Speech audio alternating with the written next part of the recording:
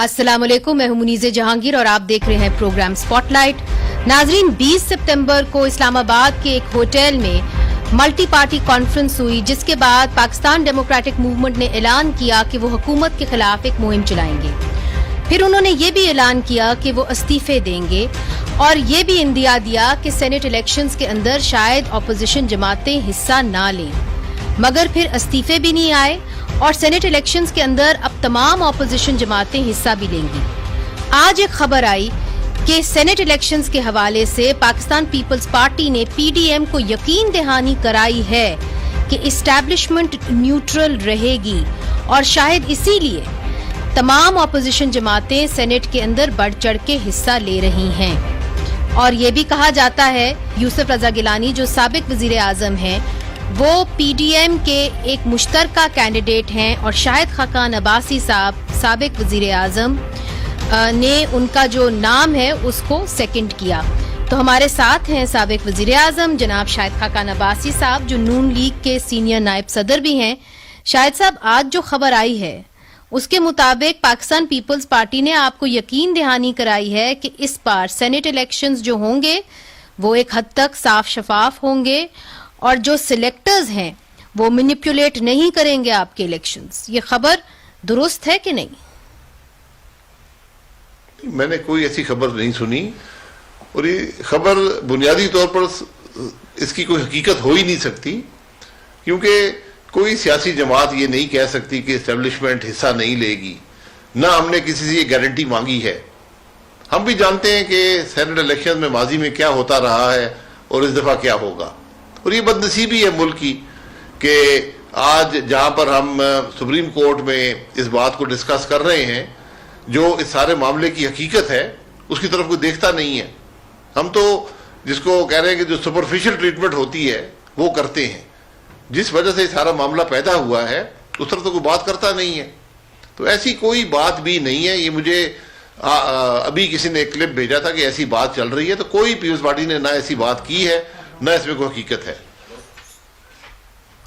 शायद साहब, कुछ ना कुछ सोच के तो पाकिस्तान की जितनी भी अपोजिशन जमातें हैं, जिनके अंदर आप एक बहुत ही एक नुमाया लीडर हैं, कुछ ना कुछ सोच के ही तो आप लोगों ने ये फैसला किया होगा कि जी हम सेनेट इलेक्शंस के अंदर जो है हिस्सा लेंगे, हम इससे पीछे नहीं हटेंगे। चूंकि एक पॉइंट के ऊपर आप इसके ऊपर नजरसानी कर रहे थे कि सेनेट इलेक्शंस में आप शायद हिस्सा ना लें। नहीं, ये राय यकीनन पीडीएम में मौजूद थी कि सेनेट और बाई इलेक्शन में हिस्सा नहीं लेना चाहिए, लेकिन जब वहां मुशावरत हुई तो ये फैसला हुआ कि हम हिस्सा लेंगे, क्योंकि हम इस फील्ड को ऊपर नहीं छोड़ना चाहते। जो सेनेट होती है ये एक परमानेंट हाउस है, तो अगर आज हम इसको ओपन छोड़ दें और हमारी तकरीबन आधी सीटें जो हैं वो पीडीएम ही हासिल करेगी, तो वो ओपन छोड़ दे तो और खराबी पैदा होगी। तो इसलिए हमने हिस्सा लिया है और हम उम्मीद करते हैं, हमारी एक उम्मीद है कि इसमें इंटरफियरेंस नहीं होगी, लेकिन माजी के तजर्बे बड़े तल्ख हैं इन इलेक्शंस के। तो इसलिए इंसान तो उम्मीद ही कर सकता है, लेकिन इंशाल्लाह हम सीटें अपनी हासिल करेंगे। एक वाज़े नंबर ऑफ वोट्स हमारे पास है और इंशाल्लाह वो वोटर जो है वो अपने ज़मीर के मुताबिक पार्टी के साथ वोट करेगा। हाल ही में शाहिद साहब डीजी आईएसपीआर ने एक स्टेटमेंट दी।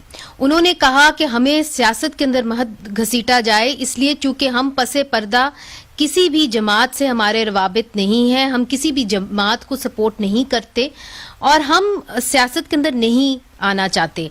ये जो उनका बयान था, आपको इसके ऊपर यकीन है कि पसे पर्दा किसी किस्म की सियासत नहीं हो रही फौज की तरफ से? देखिए, मैं इस बयान पर यकीन करना चाहता हूँ, क्योंकि आइन भी हमारा यही कहता है।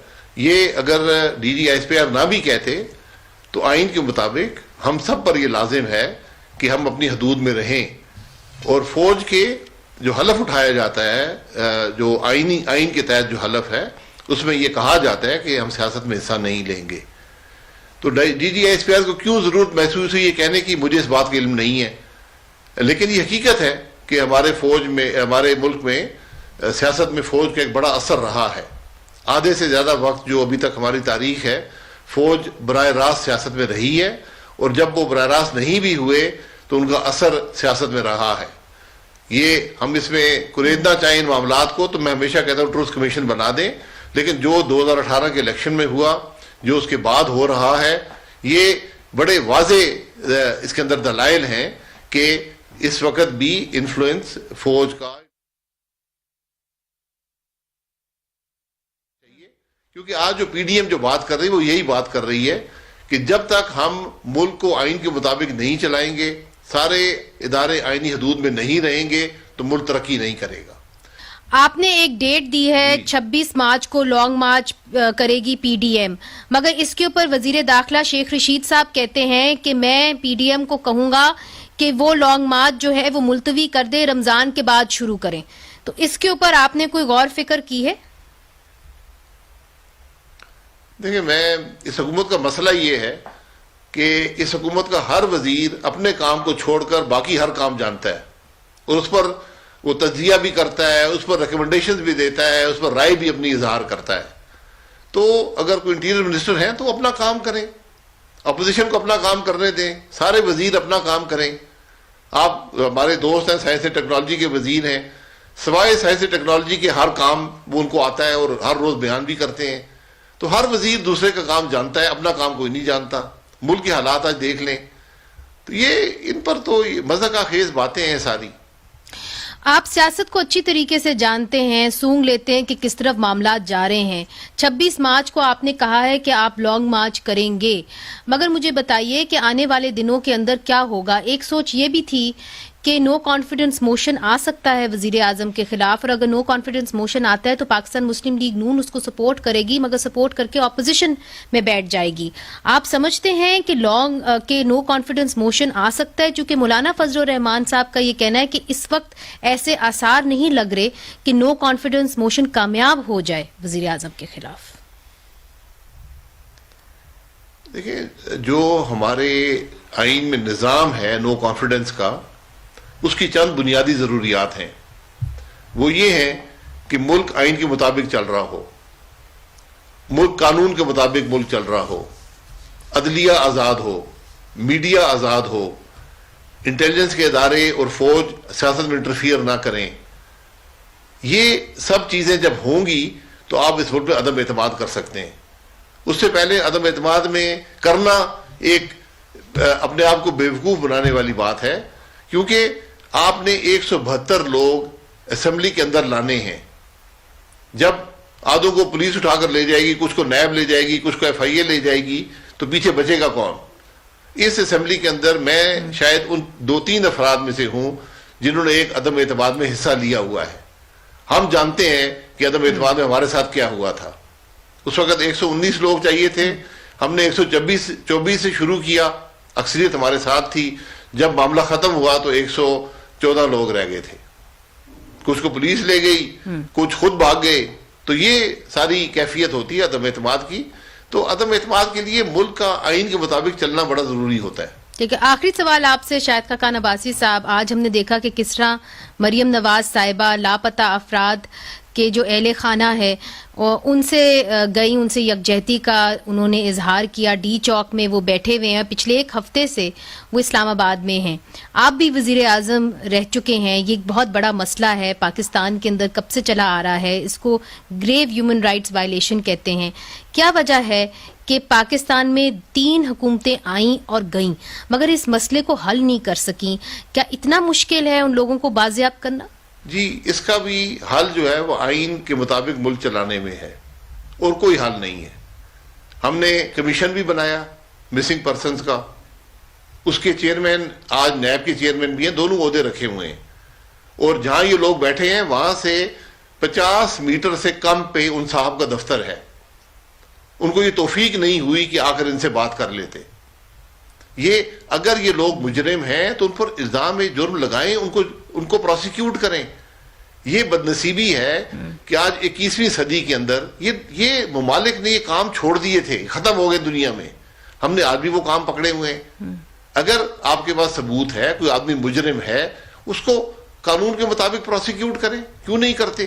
ادارے بنے ہوئے ہیں، میں نے کہا مسنگ پرسنز کا ایک ادارہ موجود ہے، اس کا ایک دفتر موجود ہے، ہائی رائز دفتر ہے، اس کے اندر پورا سٹاف بیٹھا ہوا ہے۔ اس کے جو چیئرمین ہیں وہ سابق جج ہیں سپریم کورٹ کے, آج نیب کے چیئرمین بھی وہی ہیں, جی بالکل, دونوں جگہ سے تنخواہ لیتے ہیں, تو ان کو توفیق نہیں ہو سکی کہ یہاں پر آ کر کم از کم ان کی بات سن ہی لیتے. اگر کر نہیں بھی کچھ سکتے تو آ کر بات سن تو لیں. جو وزیر داخلہ ہے روز وہاں سے گزرتے ہیں, وہاں سے 1 منٹ بات سن تو لیتے ہیں نا ان کی. یہ ان مسائل کو حل کرنے کی ضرورت ہے. بالکل ہمارے سیکیورٹی کے ایشوز ہیں, ہمارے اپنے ملک کے اندر بہت سے لوگ آپریٹ کرتے ہیں, بہت سے جو لوگ یہ جو آج مسنگ ہیں یہ مجرم بھی ہوں گے, لیکن آپ کا آئین کہتا ہے کہ ڈیو پروسیس ان کا حق ہے. ہم ہمیشہ اس ملک میں ڈیو پروسیس کو بھول جاتے ہیں. جس ملک میں سابقہ وزیراعظم کو ڈیو پروسیس نہ ملے, سیاستدانوں کو ڈیو پروسیس نہ ملے, ملک کے پارلیمنٹیرینز کو ڈیو پروسیس نہ ملے, تو باقی لوگ کیا توقع کریں کہ ڈیو پروسیس کب ملے گا ان کو. بہت بہت شکریہ شاہد خاقان عباسی صاحب, آپ نے ہمیں جوائن کیا اور آپ کہہ رہے تھے کہ اس خبر میں کوئی صداقت نہیں کہ پاکستان پیپلز پارٹی نے پی ڈی ایم کو یقین دہانی کرائی ہے کہ اسٹیبلشمنٹ سینٹ کے الیکشنز میں نیوٹرل رہے گی. آپ کا یہ کہنا تھا کہ جو ماضی کا جو تجربہ ہے وہ بڑا تلخ ہے اور اس حوالے سے سینٹ الیکشنز میں کیا کچھ ہوتا رہا وہ سب کے سامنے. ناظرین ایک چھوٹا سا وقفہ لیتے ہیں اور وقفے کے بعد ایک بین الاقوامی ایشو ہے افغانستان پاکستان کے حوالے سے, اس پہ بات کریں گے وقفے کے بعد.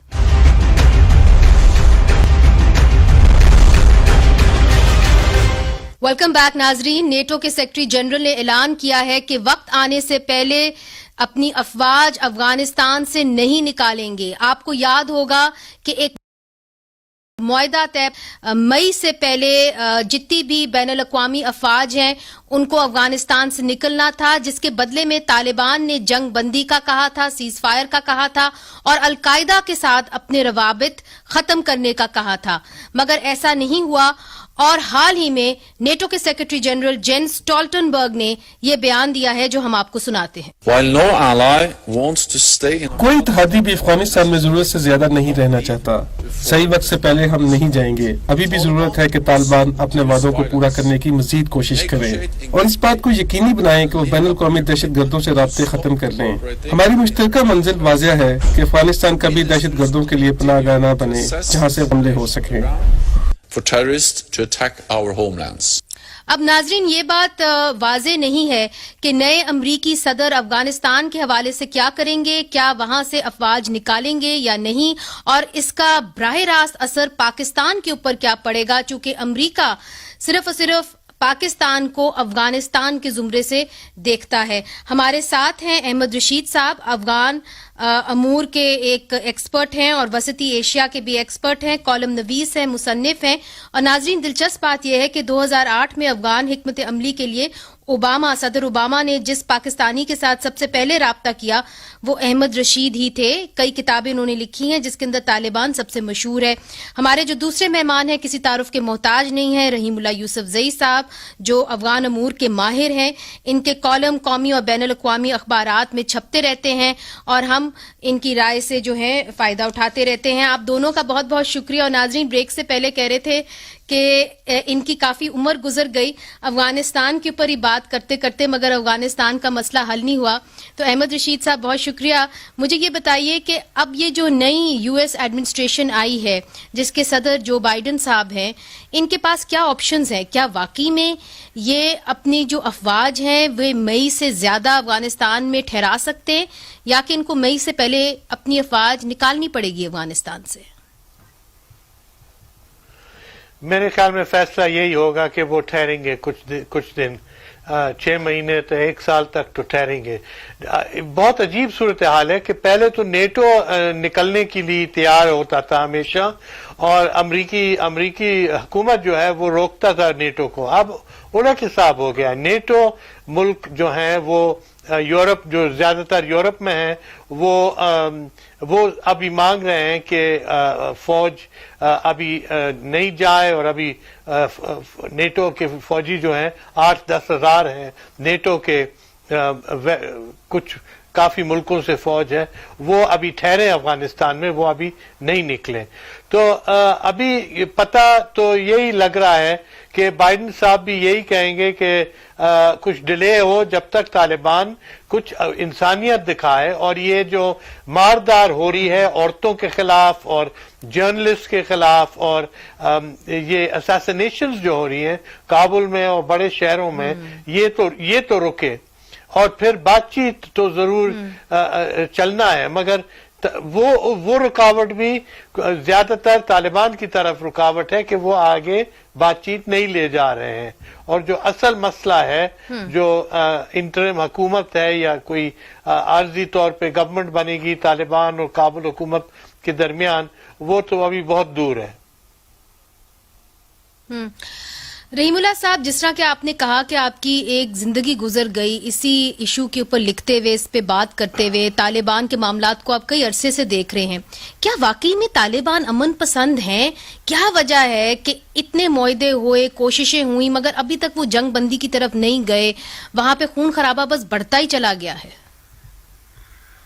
جی بالکل, یہ دیکھیں 42 سال سے افغانستان میں جنگ ہو رہی ہے, اور جس طرح آپ نے کہا کئی بار کوششیں ہوئیں, پہلے بھی جب وہاں پہ روسی فوج تھی اس وقت بھی معاہدے ہوئے, مجاہدین اس وقت طاقت میں تھے اور افغان کمیونسٹ حکومت تھی, اس کے بعد پھر طالبان اور مجاہدین, اور ابھی طالبان اور جو پرو ویسٹ گورنمنٹ ہے کابل میں. لیکن ظاہر ہے یہ اتنا پیچیدہ اور پرانا مسئلہ ہے, اس میں کئی ہاتھ ہیں, کئی غیر ملکی فوجیں ہیں اور کئی غیر ملکی نان سٹیٹ ایکٹرز بھی ہیں, تو اس کو حل کرنا تو آسان نہیں ہے. لیکن کیا کسی کو توقع تھی کہ امریکہ اور طالبان کا معاہدہ ہو جائے گا جو پچھلے سال ہوا, اور کیا کسی کو توقع تھی کہ طالبان افغان حکومت سے بات چیت کریں گے؟ جو بات چیت پچھلے سال ستمبر کی 12 تاریخ سے ہو رہی ہے, ٹھیک ہے اس میں زیادہ پیش رفت نہیں ہوئی لیکن بات چیت ختم بھی نہیں ہوئی. تو یہ ہے کہ میرے خیال میں طالبان کو پتہ ہے کہ اس مسئلے کا فوجی حل نہیں ہے, اور یہ بات امریکہ نے مان لی تھی, اس لیے طالبان سے بات چیت کی. تو جب فوجی حل نہیں ہے تو پھر بات کرنی پڑے گی, جب بات چیت کریں گے تو پھر کچھ آپ کمپرومائز بھی کریں گے, یہ نہیں ہے کہ ساری باتیں آپ کی مانے جائیں گی. طاقت کے ذریعے تبدیلی نہیں آئے گی بلکہ بات چیت کے ذریعے تبدیلی آئے گی. میرے خیال میں طالبان نے یہ اصول مان لیا ہے. جی یہ بڑی امپورٹنٹ بات آپ کر رہے ہیں, مگر جس طرح احمد رشید صاحب کہہ رہے ہیں کہ ان کو ایسا لگتا ہے کہ اب نیٹو افواج جو ہیں افغانستان میں مئی سے بعد بھی رہیں گی. پہلے مئی کی ڈیڈ لائن تھی, اب وہ زیادہ دیر رہیں گے جب تک وہاں پہ امن نہیں آتا. آپ کی اپنی اسیسمنٹ کیا ہے؟ دیکھیں, پہلی بات تو یہ ہے کہ جب تک ٹرمپ صدر تھے تو نیٹو کے جین سٹولٹنبرگ یا باقی لوگ اس طرح کھل کر بات نہیں کرتے تھے, حالانکہ اس وقت بھی وہ امریکہ اور طالبان کے امن معاہدے کے مخالف تھے. ابھی ٹرمپ چلے گئے ہیں, ان کو پتہ ہے کہ جو بائیڈن کی ذرا پالیسی مختلف ہے, وہ افغان امن معاہدے کے اوپر نظر ثانی کر رہے ہیں, تو یہ لوگ کھل کر بات کر رہے ہیں, سٹولٹنبرگ اور باقی نیٹو کے جو لوگ ہیں. میرے خیال میں دیکھیں, ایک تو 5.5 مہینے پچھلے سال ضائع ہو گئے تھے جب دوحہ کا امن معاہدہ ہوا امریکہ اور طالبان کا, اور پھر قیدیوں کی رہائی اور تبادلے کے مسئلے کے اوپر کافی مسئلہ رہا اور اختلافات رہے, اور وہ 5.5 مہینے ضائع ہو گئے. تو ایک تو اس کو بھی آپ ذہن میں رکھیں کہ وہ 5.5 مہینے بات چیت نہیں ہو سکی, بین الافغان مذاکرات, تو وہ بھی ایک اس کو اگر آپ ذہن میں رکھیں تو یہ بات چیت مزید ہونی چاہیے, اور یہ جو مئی کی ڈیڈ لائن ہے اس کو آگے بڑھانا چاہیے. دوسری بات یہ ہے کہ امریکہ چاہے گا کہ طالبان سے مزید کچھ رعایتیں, کچھ کنسیشن حاصل کریں, اور جس طرح سٹولٹنبرگ کہہ رہے ہیں کہ طالبان اپنے حملوں میں کمی لے کر آئیں اور گڈ فیتھ میں بات چیت کریں افغان حکومت کے ساتھ. تو یہ اور جو بین الاقوامی گلوبل ٹیررسٹ گروپس ہیں ان سے اپنے رشتے توڑ دیں. تو یہ ساری تو کمٹمنٹس طالبان نے کی ہیں, اور پھر کچھ کمٹمنٹس طالبان کے بقول امریکہ نے بھی کی ہیں. اس میں ایک یہ ہے کہ مزید طالبان قیدی رہا کیے جائیں گے, اور طالبان رہنماؤں کے نام UN سیکورٹی کونسل کی بلیک لسٹ سے نکال دیے جائیں گے. طالبان کو یہ گلا ہے کہ امریکہ نے بھی اپنی کمٹمنٹس پوری نہیں کی ہیں، اس لیے میرے خیال میں طالبان اپنی کمٹمنٹس کو پورا نہیں کر رہے، دونوں کی طرف سے شکایتیں آ رہی ہیں۔ ٹھیک، احمد رشید صاحب مجھے یہ بتائیے کہ نیٹو کی اسٹریٹجی کیا ہوگی، اور جو نئے صدر آ رہے ہیں، جو بائیڈن، جن کی ایڈمنسٹریشن کو آپ اچھی طریقے سے جانتے ہیں، صدر اوباما سے آپ کی ملاقات ہوئی، آپ پہلے پاکستانی تھے جو صدر اوباما کو ملے، آپ کی اپنی اسیسمنٹ کیا ہے کہ کیا یہ مئی 2021 کے بعد بھی ادھر امریکہ میں رہیں گے، اور اگر رہیں گے تو کیا یہ انشور کریں گے کہ پہلے جنگ بندی ہو اور پھر یہ افواج کو نکالیں افغانستان سے؟ پہلی بات تو یہ ہے کہ ٹرمپ کے دور میں ٹرمپ نے کبھی نیٹو کے ساتھ کنسلٹیشن نہیں کی، صلاح مشورہ نہیں کیا، تو نیٹو سخت ناراض تھا ٹرمپ کے ساتھ، اور ان کے ساتھ کوئی بات چیت بھی نہیں تھی۔ اب جو جیسے بائیڈن صاحب آئے انہوں نے فوراً اعلان کیا کہ ہم نیٹو کے ساتھ ہیں، اور نیٹو ہمارا ایلائی ہے، ہمارا حامی ہے، اور ہم ان کے ساتھ بات چیت کریں گے۔ تو ایک تو جو بھی نیٹو کا پالیسی ہوگا وہ زیادہ تر زور امریکی پالیسی ہوگی، اور نیٹو بھی ابھی میرے خیال میں انتظار کرے گا جب تک بائیڈن اپنی پالیسی کو واضح نہیں کرے۔ شاید یہ ابھی جو میونک میں جرمنی میں جو میٹنگ ہو رہی ہے، شاید ادھر ہی کچھ ایک دو دن میں کچھ اعلان آ جائے۔ تو نیٹو جو ہے اس کو پتا ہے کہ اس کے جو فوجی ہیں افغانستان میں وہ بغیر امریکی سپورٹ کے وہ رہ نہیں سکتے۔ امریکہ کے پاس ہیلی کاپٹرز، میڈیکل ایڈ، کھانا پینا کا جو بھی کچھ سامان ہے وہ امریکہ سپلائی کرتا ہے ان کے فوجیوں کو۔ تو ظاہر ہے کہ نیٹو امریکہ کا ایک ہی پالیسی ہوگی، اور میرا لگتا یہی ہے کہ وہ ابھی ڈیلے کریں گے۔ یہ ٹرمپ کے دور میں سب سے بڑی جو غلطی امریکہ نے کہا یہ تھا کہ وہ ان نے کنسیشنز بہت دیے طالبان کو۔ وہ امریکہ کا جو فیصلہ تھا کہ یہ جو پرزنرز ہیں ان کو ریلیز کریں، اور باقی جو بھی طالبان مانگ رہے ہیں ان کو دیں، میں تو دیکھتا ہوں کہ اور امریکہ ابھی بہت رنج کر رہا ہے کہ ہم نے بہت کچھ دے دیا طالبان کو مگر واپس کچھ نہیں آیا۔ طالبان نے کوئی ہمارے ساتھ جو معاہدہ تھا نہیں کیا۔ یعنی کہ جو کچھ انہوں نے کیا اور جو معاہدہ ان کے ساتھ طے پایا اس کے تحت جو طالبان نے اپنا رول ایک ادا کرنا تھا، یعنی جنگ بندی کرنی تھی، یعنی القاعدہ سے روابط ختم کرنے تھے، وہ نہیں ہوئے۔ میں پوچھوں گی آپ دونوں سے چھوٹا سا وقفے کے بعد کہ اگر یہاں پہ بین الاقوامی افواج افغانستان میں رہے تو اس کا براہ راست اثر پاکستان کے اوپر کیا پڑے گا، یہ سب کچھ ایک بریک کے بعد۔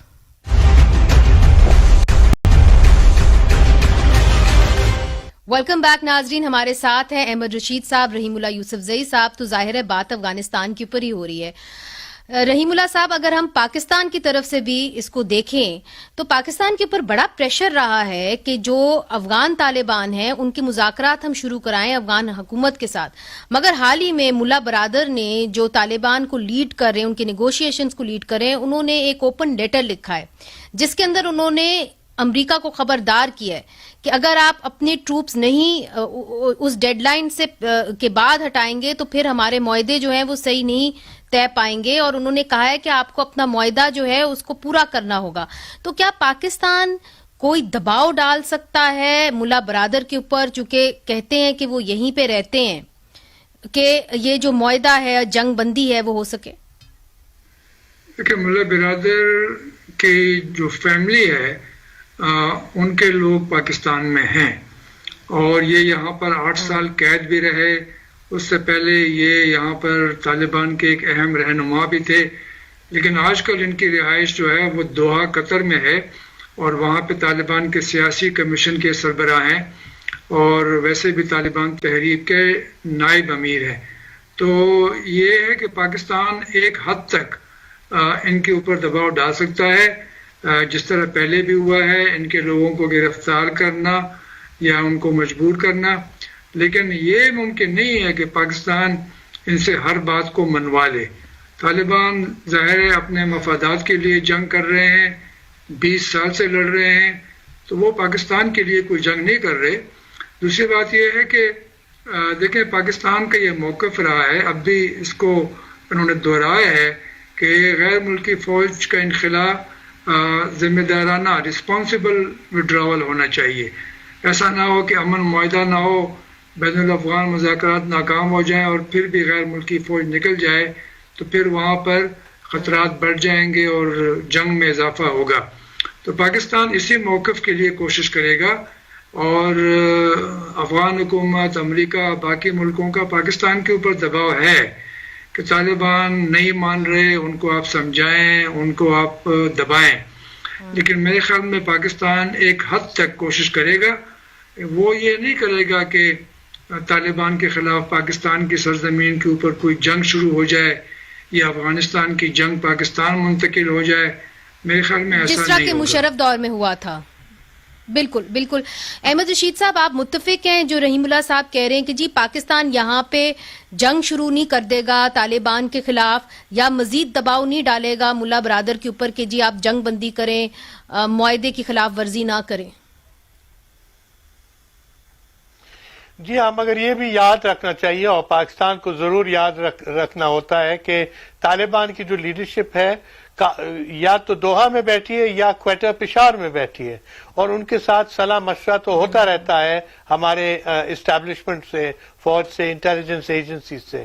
افسوس کی بات یہ ہے کہ ہم کو کسی کو ابھی پتہ نہیں ہے کہ پاکستان کا اصل پالیسی کیا ہے. ایک زمانہ یہ بھی تھا, رحیم اللہ صاحب کو بھی یاد ہوگا, ہم کو بریفنگز ملتی تھی ISPR سے, ISI سے, کہ افغانستان کی پالیسی ہماری کیا ہے, کس طرف جا رہے ہیں.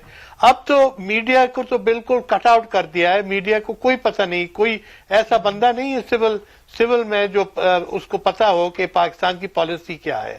تو میں افسوس یہ ہے کہ قوم جو ہے اور سول حکومت جو ہے وہ اس کو ساتھ لینا چاہیے کہ ہماری جو وہ پالیسی ہے اس پہ ایک زمانے میں یہ ہمارے بریفنگز میں وہ سنتے بھی تھے کہ یہ میڈیا کے کیا رائے تھے یا کیا رائے ہیں یا وہ کس طرف جا رہے ہیں.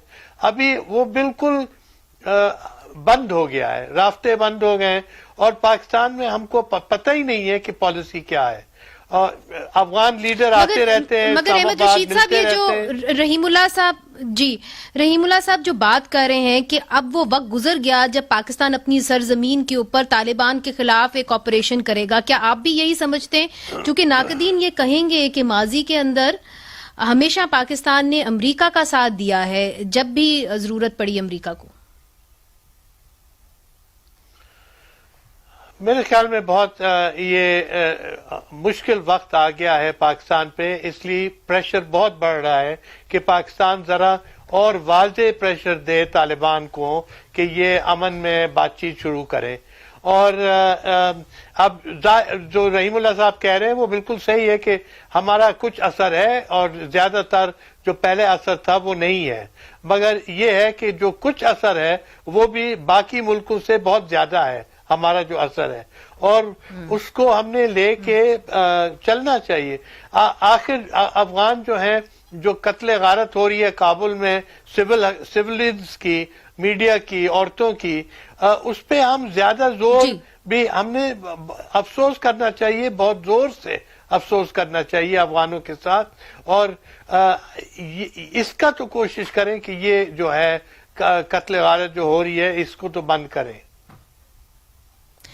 رحیم اللہ صاحب, جس طرح کہ احمد رشید صاحب کہہ رہے تھے کہ کوئی واضح پالیسی سامنے نہیں آ رہی طالبان کے حوالے سے, افغان اون افغان لیڈ سن کے تو ہمارے کان پک گئے ہیں, مگر حقیقت تو یہی ہے کہ بات چیت کا جب حوالہ ہوتا ہے تو پاکستان جو ہے سیر فہرست ہے ان ملکوں میں جو بات چیت کا عمل شروع کرا سکتے ہیں طالبان اور افغان حکومت کے درمیان. تو مجھے یہ بتائیے کیا واقعی میں اس وقت جو ہے ہماری اسٹیبلشمنٹ کی اسٹریٹجی واضح نہیں ہے, اور دوسری طرف سے جو نئی ایڈمنسٹریشن ہے بائیڈن کی وہ اس معاملے کو کیسے دیکھے گی؟ چونکہ وہ تو آپ چائنا سے بھی اگر آپ دیکھ لیں تو وہ ہیومن رائٹس کی بات کرتے ہیں. اب تو جی بالکل, دیکھیں امریکہ سے تو ظاہر ہے ہمارے تعلقات کبھی اچھے کبھی برے, وہ صورتحال تو تھی. ابھی بھی آپ دیکھیں کہ ڈینیل پرل کا مسئلہ جو آیا ہے, جو احمد عمر سعید شیخ کو سپریم کورٹ نے رہا کرنے کا فیصلہ کیا، اس کے اوپر بھی امریکہ کافی ناراض ہے.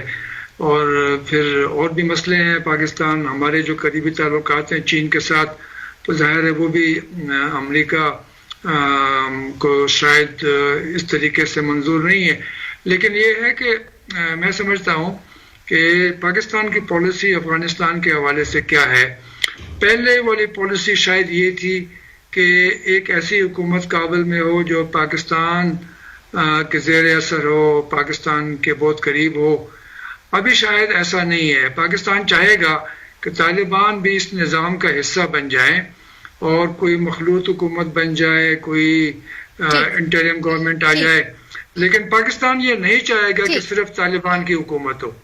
پاکستان یہ بالکل نہیں چاہے گا، کیونکہ اگر ایسا ہوا تو پھر پاکستانی طالبان کو بھی تقویت ملے گی.